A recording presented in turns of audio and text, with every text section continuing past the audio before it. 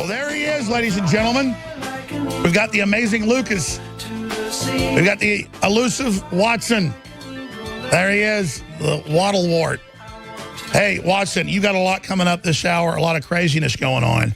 But I was asking some folks in the government, you know, kind of high level the other day, what can I do? And they said, no, what do we do? And I was like, is that a pat on the head? And they said, no, your track record, everything you're doing. What do you think? And I said, well, they're getting ready for a civil war. This is like last Wednesday. And they're getting ready to try to take down the whole country.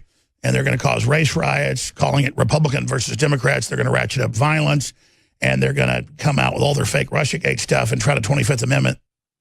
And I just don't think we can sit here and just beat them with prosperity and truth. At a certain point, when people are saying they're going to overthrow the government, I don't know what we do. And so I did an analysis the first 30 minutes where I kind of put my best thinking cap on of what we should do, Watson. But you've got the UN and Reuters announcing that they're basically, with the EU, setting up an EU army to make people accept open borders. They're going to use the crisis of tens of millions of invaders. Macron says 200 million is what he wants the next decade, as you know, to take over and have the UN. So it's simple.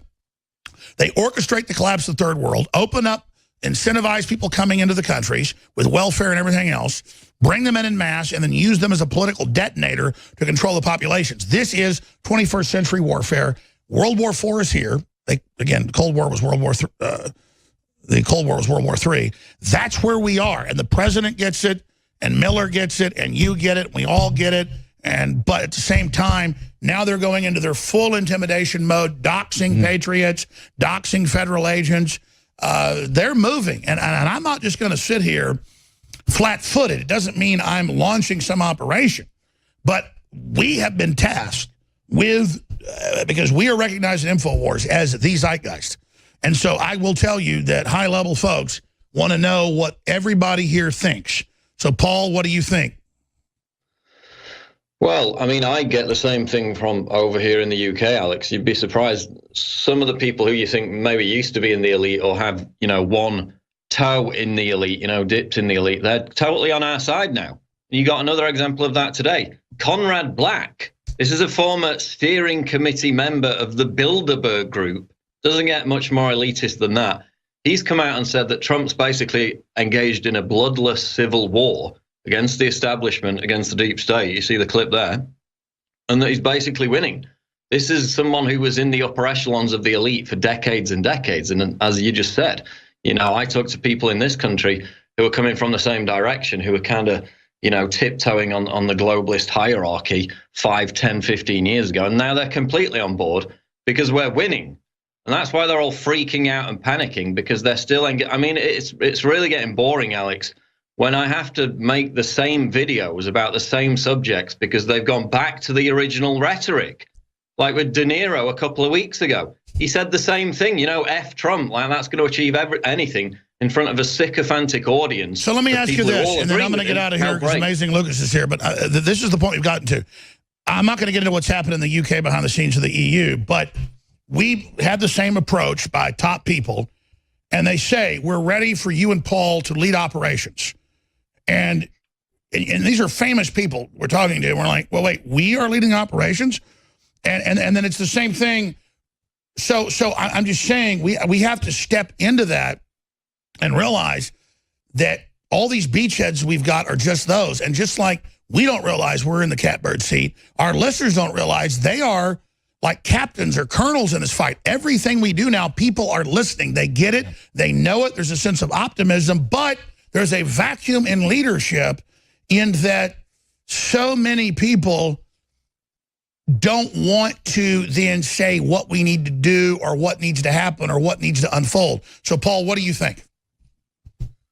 I think we're doing pretty well as it is. I mean, why do you think they're panicking? They weren't panicking before. They had this blue wave rhetoric that was going on for months. You know, Democrats 16 points ahead in the race for the House as recently as December. That's completely vanished. So as soon as that vanished, they started freaking out again. What's new about it, this is what I've noticed over the past few weeks, Alex, is targeting children, like literally calling to intimidate and target children. Not only did you have Peter Fonda, you know, calling for Barron Trump to be put in a cage and raped by pedophiles, and going out to protest Border Patrol agent schools at which their kids attend. You also had the Daily Beast out in Pamela Geller's daughter. She's got an Islamic terrorist fatwa against her family, completely exposed them, put them at risk of death. You have Tom Arnold. He's this D-rate celebrity, washed-up celebrity, claims he's got all these secret Trump tapes. He put out a tweet a few days ago. He said, next is protesting Barron's private school, as well as James and Lachlan Murdoch's kids. This is what I can do to end the abuse of these children. We're going to make you uncomfortable. So they're literally talking about going out and intimidating people's children. That's where it's reached a new level. This is the lowest of the low. So they're trying to launch a violent civil war. Many experts believe we're already in it, and that they're going to try to totally overthrow Europe and here in the next year.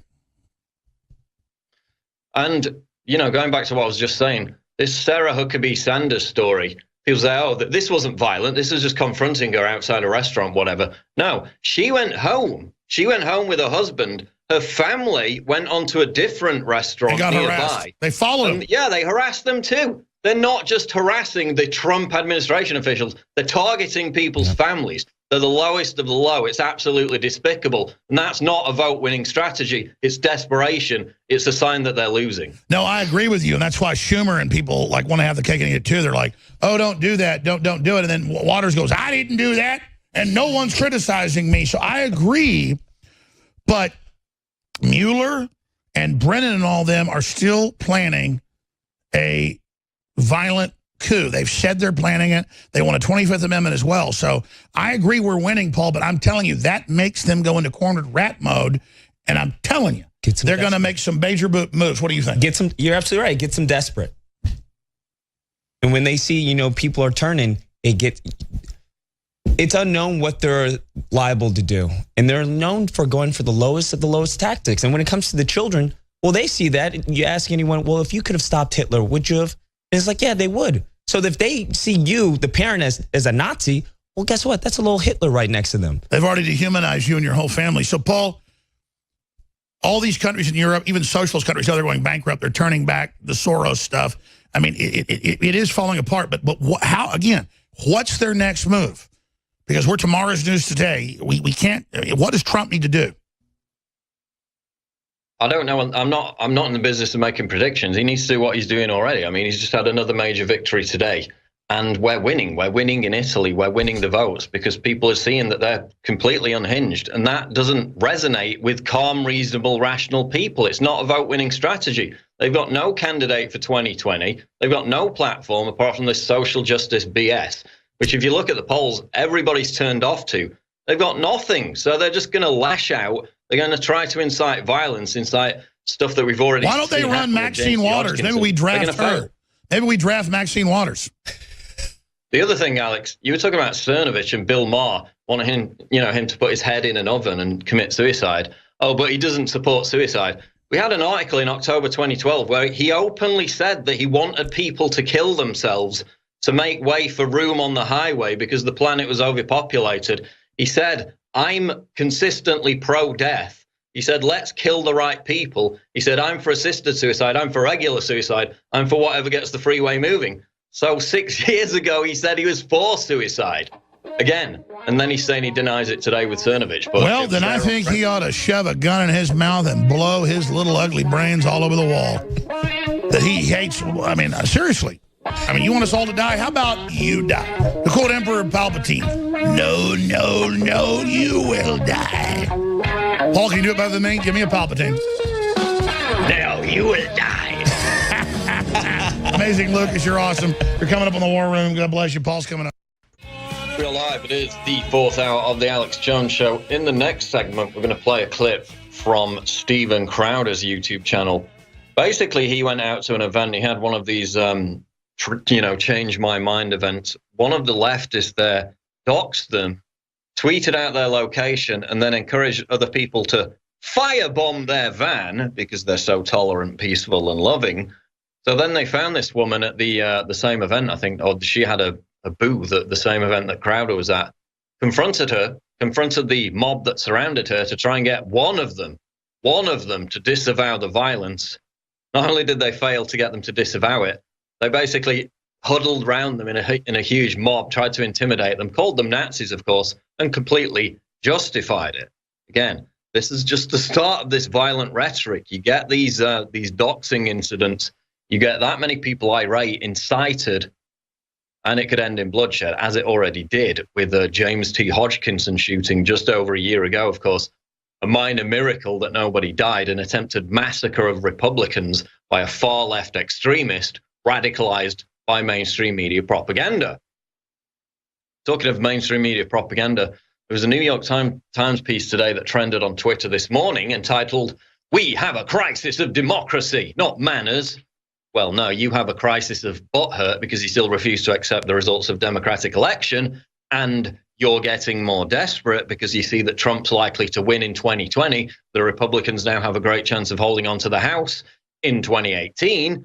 You've blown your 16-point lead. The blue wave has turned into a drizzle, and now you're freaking out about it. So they had this article, New York Times trending article, and down below, right near the bottom of it, it said this, quote, she's trying to justify the whole Maxine Waters thing, basically agreeing that people should be confronted in an intimidating way. She said this, the writer, "I know of no left-wing publication that has run quasi-pornographic fantasies about murdering political enemies." Really? Really? There was literally one just yesterday, and we wrote about it up on Infowars.com. Headline, left-wing writer suggests anti-Trump protesters should carry out domestic terror attacks. Now, they got a picture of this guy. He looked like he was completely out to lunch. He was wearing a Batman mask, looked like some kind of ginger ISIS jihadist. But of course, I'm sure he's tolerant and peaceful and loving. A far-left columnist.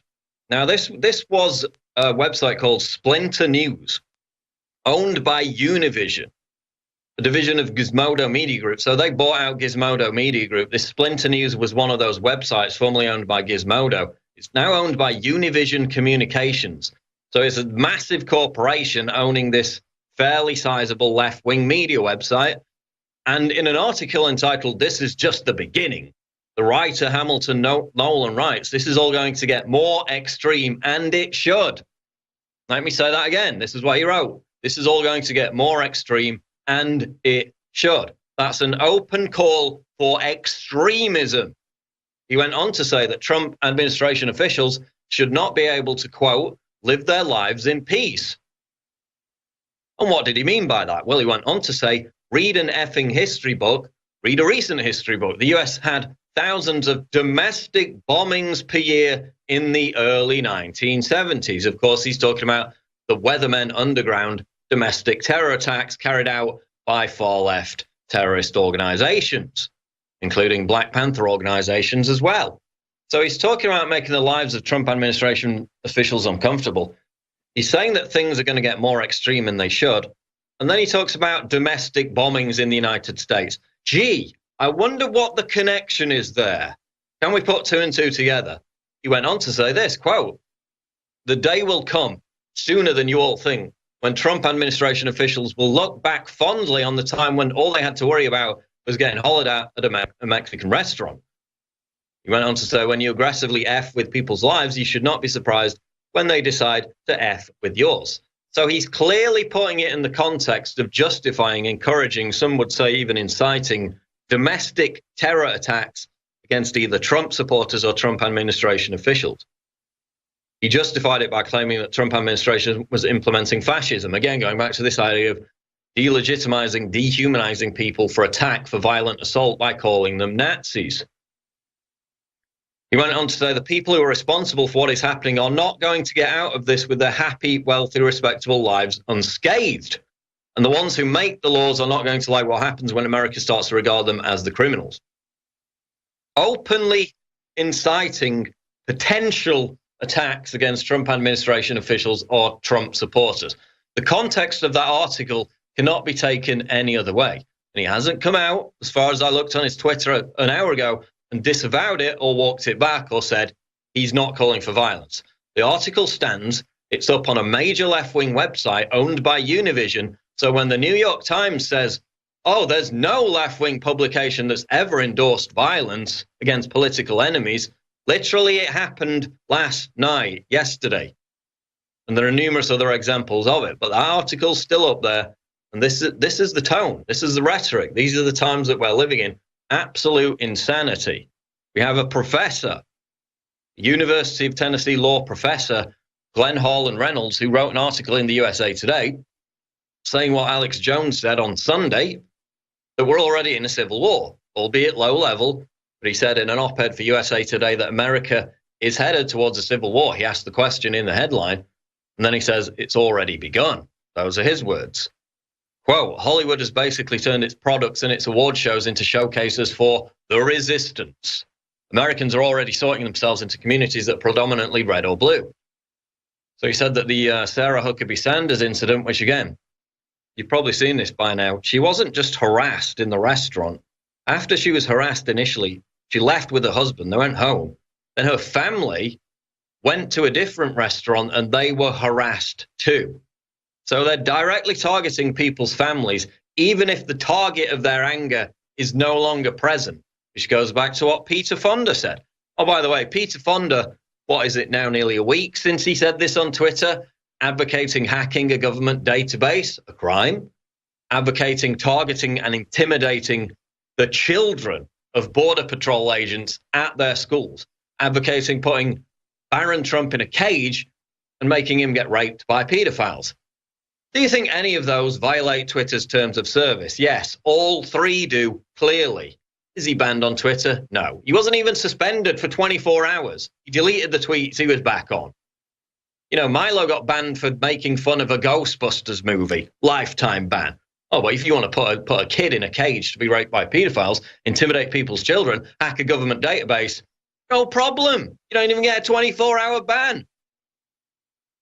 But again, going back to this article, this professor says that the civil war's already begun because he said that civil society is being eroded.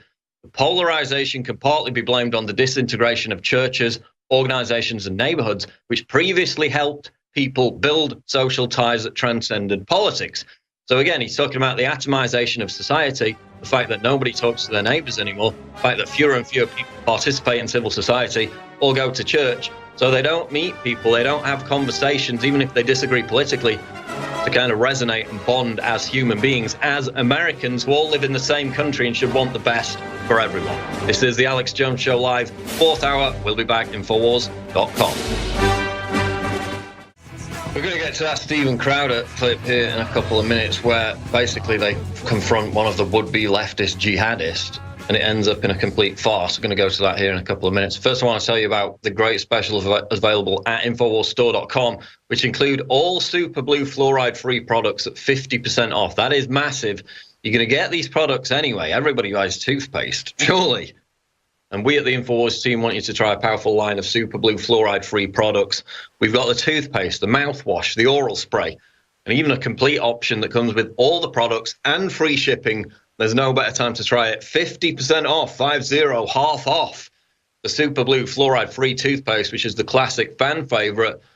Experience nano, silver, and iodine at 50% off. And if you want something a bit sweeter, we've got a Super Blue bubblegum flavor, and it's the perfect pick. Also 50% off, featuring natural oils and ingredients used since Aboriginal and biblical times. Super Blue mouthwash will help supercharge your oral health for minty fresh breath and round out your daily routine. So we've got all that. We've also got the Silver Immune Gargle, and we've got the complete combo, so you can get all those products fluoride-free, free shipping, 50% off. We've stocked up on this fan favorite, but it's not going to stick around for long at those prices again. You're going to buy toothpaste anyway. You're going to buy mouthwash anyway. So why not get them from us fluoride-free at a massive 50% discount? Free shipping available right now at InfoWarsStore.com. There you see some of the excellent 5-star reviews, 4.5 stars out of 5 on the bubblegum toothpaste. Absolutely huge. People are pleased with the product. They're getting it. They're stocking up right now. And for good reason, it's 50% off. There's the Immune Gargle too. 5-star reviews again, half off. Free shipping available right now at InfoWarsStore.com. Please support this network today. We need it more than ever. Let's go to this Steven Crowder clip now. He had one of his events, which is, you know, the famous Change My Mind events, when he was doxxed and basically threatened by a leftist who encouraged people to go and firebomb his van with him in it And then they found this woman, this tolerant leftist, at another event later on down the line, and they confronted her. Let's see what happened. Here it is. So we were at the Texas State Democrat Convention taping a 4th of July themed Change My Mind to be released on July 2nd when we noticed a familiar face. It's Firebomb Lady. That's the girl who posted our location in Austin precisely and called for people to firebomb our car. And then doubled down with a second post for additional domestic terrorism context. So I decided to confront her. Hey, kids.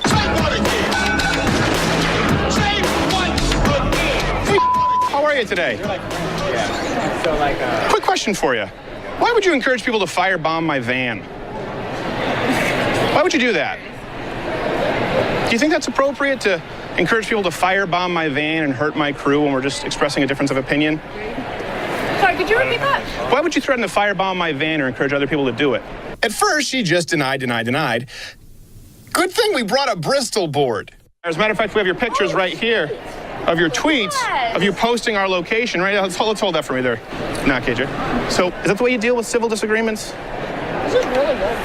I've heard a lot of people talk about calls to civility with President Trump and conservatives, but what about this? What about firebombing someone, committing acts of violence? I would never encourage acts of violence against you. I don't want anyone to ever hurt you.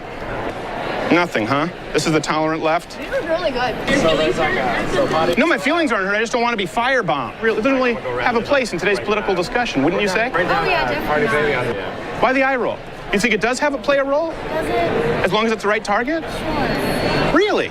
No opinion on this at all. What if a conservative, what if Donald Trump were to encourage anyone to firebomb somebody else? Well, when they go to war, that's what they're doing. We were not in war. We were just having a discussion, as we just did with 3 or 4 Democrats. At a van? Literally said we need to kill innocent families. So Did he say that? Yeah. When did he say that? About- But I didn't say that. families. But I've never said Well, you that. said, what if Well, a you said conservative? Trump, though. You said what if a What conservative? if Trump said this? Do you condemn that? No, I think it's great. You think it's great? So you're cool with firebombing people who've never committed an act of Just violence? drone strikes on children. Well, this is just silly false outrage. So this doesn't bother you? It doesn't You're okay with matter. encouraging This is violence silly. against people? This is I just want to silly. make sure. This isn't. What? Healthcare is a human right. You are all animals. human right. You do realize we're filming. It's fine. Go ahead and film. You have the right to film it. But why don't you answer the question? Healthcare is a human right. Yeah, what about... A van is not a life. No, but what about the people in the van, though? A van is not a life. Healthcare is a human right. No one's going to speak out against this. Healthcare is a human right. No one's going to speak out against Healthcare is a this. human right. Healthcare is a human right. Healthcare is a human right. Just film it. Healthcare is a human right. So violence here as well. Healthcare is a human right. Come on, man. Let's not get violent. Let's not get violent. Human right. I can do this. I can do it all day. Disrespecting my flag by wearing it on your body. Really? What bothers me is encouraging acts of violence and acting like an animal. Healthcare is a human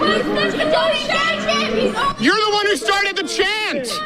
You started the chant. Revolution. Yes. Solution. More revolution. What's the solution? Non-violent speech. You animals. I'm just looking for one condemnation. Anyone to have an opinion on encouraging acts of violence. I discourage them across the board. Acts of violence against her by posting her face everywhere and trying to get people to hurt her. I've never done that. What? You're posting. This is her asking people to bomb my van. No, she didn't. You put it on Twitter? Bomb, van, fire, take care of it. This was clearly an exercise in futility, so they brought out the heavy artillery. Stand up, fight back. Good. You're a very violent, angry little fella. Stand up, fight back. Thank you. I see you're strong with the mob, but you should be ashamed of yourself. Stand. You should be ashamed. Stand up, fight back. You missed the cue. On. What do we do? Stand up, fight back. You're on beat. You're all You a false. Nazi? Of course not. Do you believe that all people, regardless of their race, should have equal opportunities in this country? Absolutely. Nothing to say. Just an apology would be nice. Stand up, fight back. You are a coward, though. You're a coward. Calling a woman a coward. You're a coward, too. Oh, my, thank you. Yeah, you're a coward. I have no problem saying you're all cowards. She's a coward. She's a coward. We can see how big of a man you are. Want to go to the restroom? Come on, man. Let's stop being cowardly. And then, of course, they called the brutal, fascist, racist police, who agreed with us that they were dicks. Well, look, see, this lady encouraged acts of violence against me, and so I just was asking her why, and they started shouting me down. Look, that seems pretty reprehensible, right? To post my location and our van and a bomb saying take care of it. That's pretty bad, isn't it? Yeah. Okay. See that? Anyone who's not with you thinks that's bad. Hey, officer, was just confronting a lady who encouraged firebombing against my car and asked her why she did it. Don't worry about it. But they had to ask us to leave anyway, which we did. Unfortunately, there still seem to be some miscommunications. Nazi, go home! Nazi, go home! It seems they're less offended by the Nazism than by the fact that we had a better booth than them. Pumpkin just forgot to check the floor plan. Oh, well, as you can see on this channel, my first choice is civil discourse. But when you call people to acts of violence, know this, I will find you, I will confront you, and I will shame you. America first. Love the flow. So there you have it. Steven Crowder confronting somebody who threatened to firebomb, or at least encourage others to firebomb his van.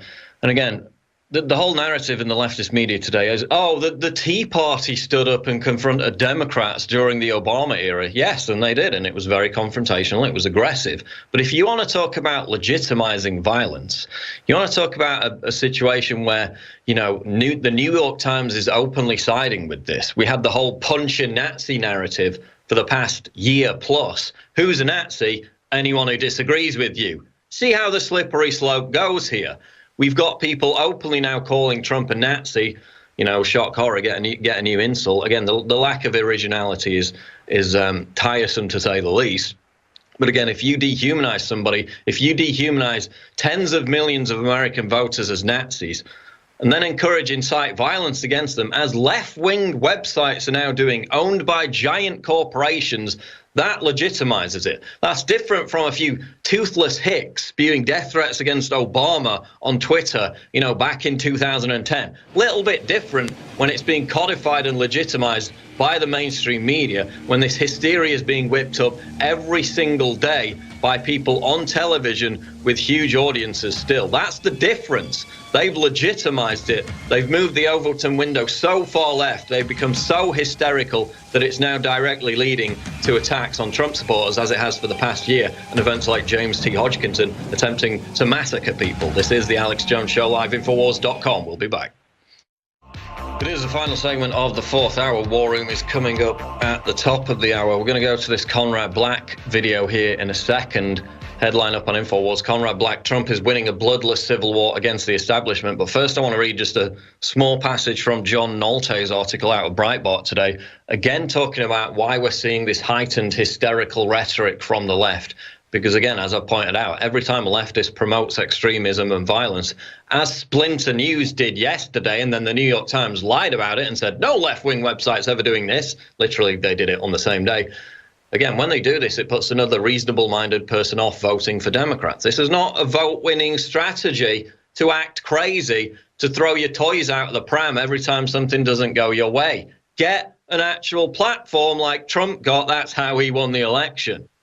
Again, this whole crisis of democracy mantra, the only crisis is within you and within your mindset and your narrative, because again, your harmful, intolerant ideology is being rejected by everybody. This is what John Knowlton said about it. That's the article out of Splinter News yesterday, where literally they talk about Trump administration officials should be glad that they're only getting hollered outside restaurants, and basically saying that it needs to get more extreme. Then he goes on to talk about domestic bombings. Gee, what kind of connection is he making there? But again, this is what John Nolte said about the situation in his article today. He said, what the left and the media are doing is testing us, testing how far they can go, how much we will take, how ugly they can get. They're also hoping to normalize this violent behavior in the eyes of the public. They want us to get as used to it, to see it as the status quo. So they're trying to normalize this. Again, if they can normalize it that calling for violence is a legitimate form of political discourse, what's the next stage? Gee, I wonder. He goes on to say the left cannot win at the ballot box. Their media no longer have the power to persuade. Their elected officials are completely out of ideas other than socialism. So now they turn to violence. And again, that's exactly it.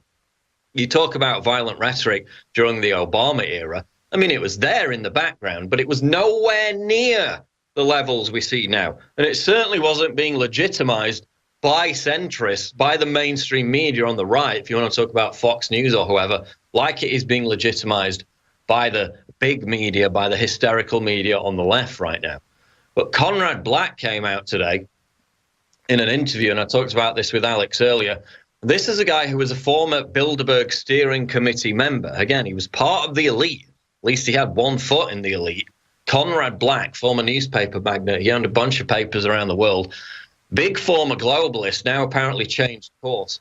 He said that Donald Trump has launched a bloodless civil war against the establishment and basically makes the point that he's winning. Here's the clip. What was needed was a bloodless civil war to clean up the Washington sleaze factory. The entire government of the United States had become a shambles. Let me remind you, in the previous 20 years, you had the greatest economic crisis since the 1930s, brought on by bad American policy, both parties, both branches of government. You had virtually the entire conventional land forces capability of the United States militarily mired in the Middle East for 15 years in order chiefly to hand over the main influence over Iraq to Iran, which is the last thing they wanted. He produced this humanitarian crisis where millions of desperate people were scrambling for their lives and turning up on the shores of Italy and into Central Europe and so forth, all caused by utter incompetence in American policymaking.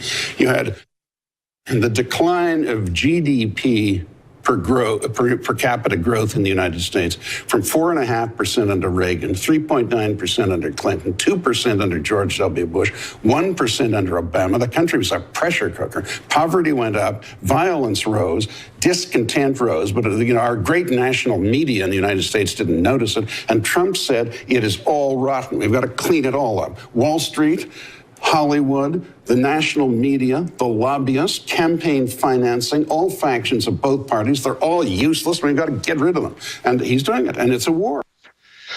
It's a war, and it's a war that he's winning right now, and that's why you see the desperation, the flailing hysteria from the left, and this alarming uptick in violent rhetoric. That's Conrad Black, a former Bilderberg member, former Bilderberg steering committee member, laying it down the line and actually coming over to the light side and pointing out that Trump is at war with the deep state, with the establishment, and that he's winning. And so the resistance, as they call it, which is now openly inciting harassment, intimidation, and violent attacks, they're on the side of the deep state. They're on the side of the establishment. Trump represents the opposing force. So that's the narrative we've known to be true all along. That's what they've tried to hide. Now, Conrad Black pointing out the truth.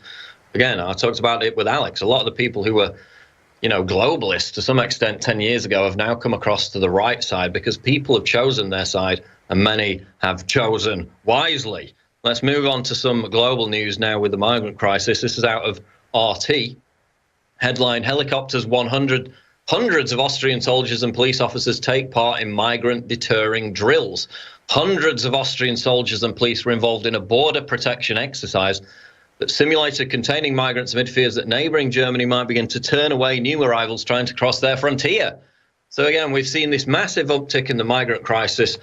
Italy's turning away the boats. They're now going to Spain. They're now going to France, or at least trying to get there after they've docked in Spain. But now Austria have deployed 600 police, 400 soldiers and 2 Black Hawk helicopters in an exercise which simulated arrival of hundreds of migrants on the country's border with Slovenia, local media reported. A state that in the worst case cannot protect its borders loses its credibility, Interior Minister Herbert Kickl of the far right, it says, Freedom Party told reporters. So again, they're expecting a new wave of migrants.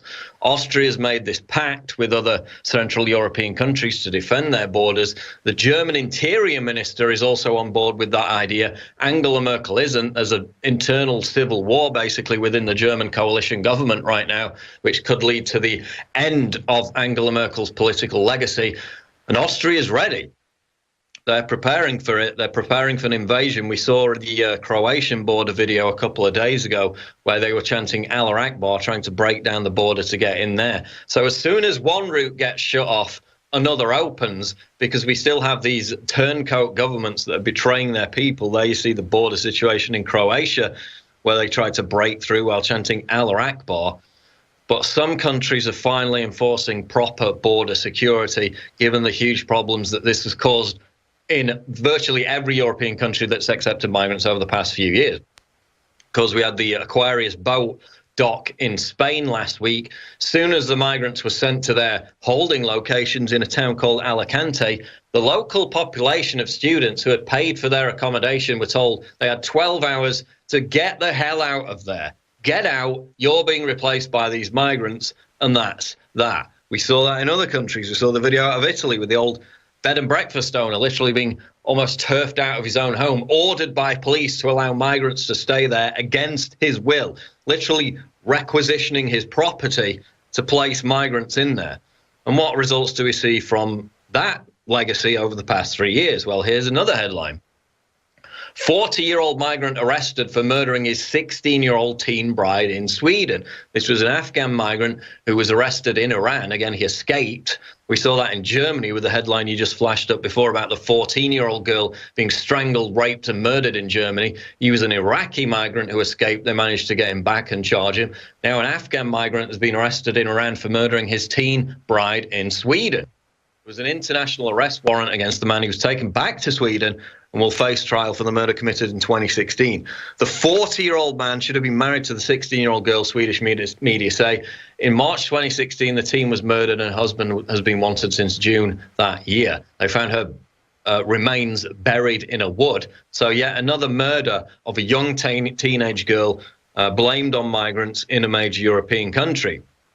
Because we had the whole narrative last week about, oh, Trump's lying when he says that crime's risen in Germany. Well, if you'd have put the word violent, or if you'd have put the word migrant behind the word crime in that tweet, you would have been completely right. Because as Reuters admitted, as numerous other big publications admitted, BBC admitted, as you see there, the rise in violent crime, the rise in political crime in Germany as well, talking about attacks on Jewish people mainly, can largely, in some cases, 90% of it be attributed to migrants. That's why when Trump talks about Europe having huge problems as a result of open borders, he's exactly right. Meanwhile, in Italy, Italian Eurosceptic coalition polling at nearly 60%. Italy's new Eurosceptic anti-mass migration coalition continues to enjoy large support. Now they've got up to 60% of the vote. This is the new coalition government. Lega alone were at 17% back in March. Now they're at 29%. They've almost doubled their support, specifically as a result of Salvini enforcing proper border security, turning away these votes and making Italy great again. And that's what Donald Trump wants to follow with his legacy when it comes to the border. That's going to wrap it up for the fourth hour. Coming up, War Room with Owen Schroyer. Breaking news at Infowars.com. We'll be back.